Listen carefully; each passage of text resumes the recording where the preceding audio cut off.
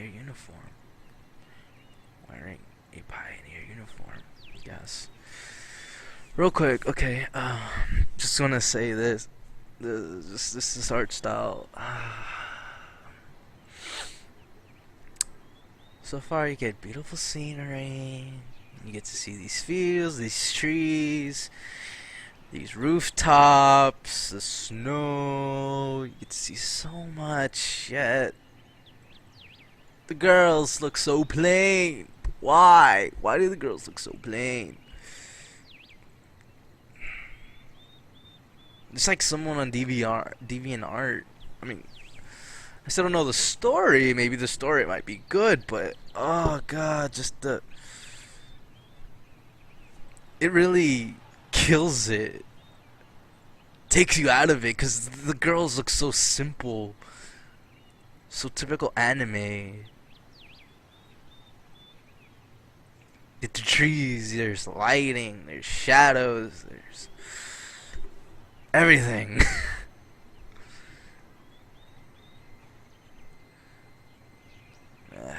Oh well. Okay, quick rant. Quick rant. Logic didn't let me down this time. Then again, pioneer uniform in the 20th century, 21st century. Then again, girls here. I froze, unable to make a step. I felt very much like running away. Running as far away as I could from this place, far from this bus, gates, statues, and far from this bloody bird with its siesta. Just run, free like a wind, faster and faster, waving to the planets passing by and winking to the galaxies. Run, becoming a pulsar ray and turning into a vestigial radiation. Run to face the unknown. Run, no matter where, as long as it was far away from this place. Meanwhile, the girl came closer and smiled. I saw that. Could not help notice her beauty, even though I was trembling with fear.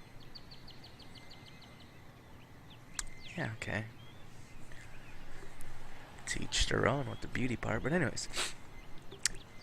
Human instincts work despite of consciousness, and while only 5% of the brain is responsible for cognitive process, the remaining 95% are always busy sustaining life, and in particular, ensuring stable functioning of the hormonal system. It's almost like someone's turned on.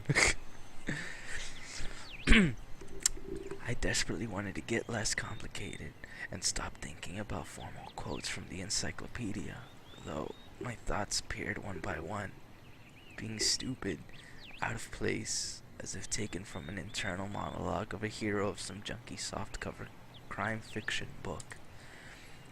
A pretty Slavic face, long braids, looking like 2 armfuls of fresh hay, and blue eyes, in which you could drown. God. Hi. Hi.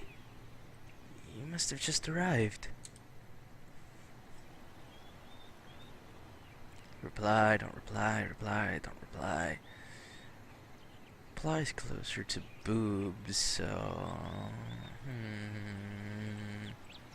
We're in shock. I was frozen in astonishment. The girl looked perfectly normal. She even had human appearance, but I still could not utter a single word. It's too late to run. It's too late to run. Did I say something wrong? It cost me so much effort to give an answer. Yeah. What? Oh, nothing. I mean, I've just arrived. I replied quickly, fearing that it was me who might have blurted out something wrong. Alright then. Welcome. She smiled broadly. Strange. It looked as if it looked as if I had just a normal girl in front of me. Ah, I shouldn't have returned here. The woods and fields seemed better. But what shall I do next? Try to speak with her as if she was a human? Or run away? Or whatever. The blood was pumping unbearably in my head, tearing it apart from the inside. A little bit more, and the poor pioneer girl would be splattered with the hideous contents of my skull. Well then, what's funny about that? The girl gazed over me. It sent shivers down my spine, and my knees started to tremble. Nothing. Great then. Great. What's great about that? Suddenly I felt like letting it all be. The bus behind me, the winter yesterday and the summer today. Take off the itchy pullover and just believe that it all was real. That it all was meant to be, and that it all, at last, was for the better. You must probably know.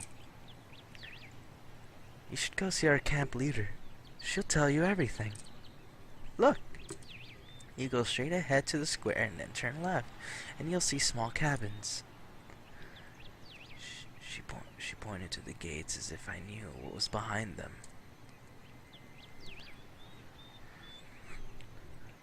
Great. I got a translation. Well, you can ask someone where Olga's cabin is. Mitrav is a patronymic, a derivative of a person's father's name, in this case, Dmitri, but put by Russians after the person's first name as a sign of respect or formal address. Olga Dmitrievna. Olga Dmitrievna. So yeah, it is Russian. I got it? Of course I didn't. And I gotta go. The girl waved her hand at me and disappeared behind the gates. It seemed as if for her I was something ordinary. And all this show with the bus and the travels and walking or sleeping were troubling only me. While here, everything was just like it was supposed to be. Camp leader, pioneer uniform? Are they making historical reconstruction here? I hope I wouldn't find Lenin standing atop of an armored car at this square. Lenin, yeah. But even that would not surprise me right now. After standing alone for a while, I headed into the camp. Near 50 meters ahead, small one-story house just popped up from the left side. The billboard near the door said clubs. I was about to come closer. God, this art just fucking ruins it. When the door suddenly opened and a short girl wearing pioneer uniform came out, her pretty face gave me an impression of bearing a torment for the fate of the world, mankind, with a truly universal sorrow of the whole mankind, of all mankind. As soon as she saw me, the girl froze, and as if frightened, I froze too, considering what was the best to do, to approach first or wait until she showed some initiative. Maybe run away after all. Although this last option was constantly suggested only by my self-preservation instinct. At least that's what I like to believe. Not the worst human instinct, but one far from being the most logical. If this instinct played poker against deductive abilities, the result would be predetermined.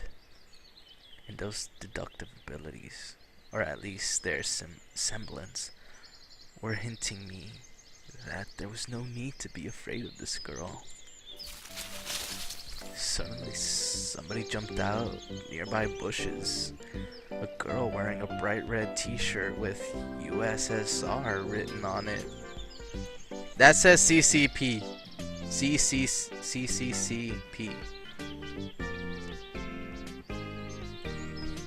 But whatever. So it is Russian. And Miku's in the background.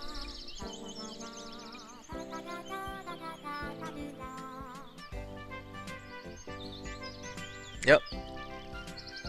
Okay.